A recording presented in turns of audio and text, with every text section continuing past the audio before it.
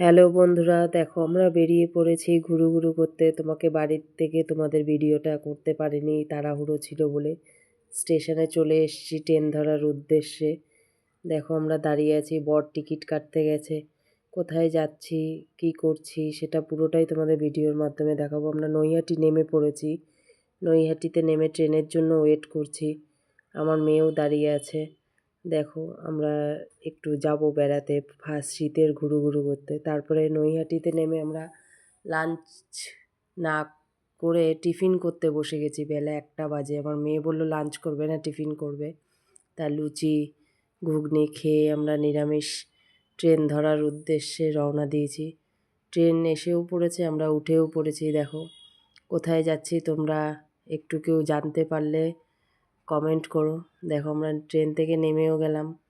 আমরা চলে এসেছি বর্ধমান স্টেশনে। আমরা ব্রিজ পার হচ্ছি।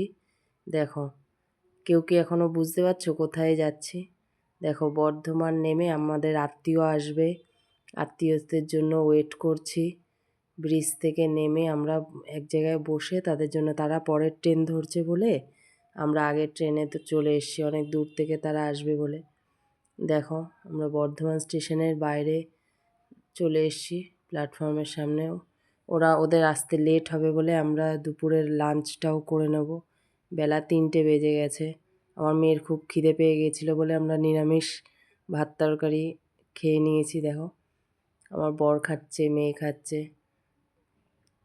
হিন্দু হোটেল, খুব ভালো খাবার দাবার ছিল। আমাদের আত্মীয়রাও চলে এসছে। দেখো সবাই মিলে একসাথে টোটোতে উঠে পড়েছি।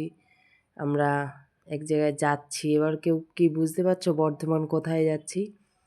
নিশ্চয়ই কেউ যদি জানতে পারো তাহলে বলো কমেন্টে। দেখো আমরা চলে এসেছি কৃষ্ণকালী মায়ের মন্দির। সবাই ফেসবুকে আজকাল সচরাচর দেখে থাকো। দেখো কৃষ্ণকালের মায়ের মন্দিরে আমরা একটা আশায় গেছি, যদি লাইনে দাঁড়িয়ে আছি সেই আশাটা পূর্ণ হয়, আবারও যাব। সারাদিন ঘুরে ফিরে বাড়ির উদ্দেশ্যে ট্রেন ধরলাম। গুড নাইট, সবাই ভালো থেকো, সুস্থ থেকো। সবাই আমাদের মতো খুব মজা করো, সারা বছরটা খুব আনন্দে কাটাও, ভালো থাকো। Tata, by.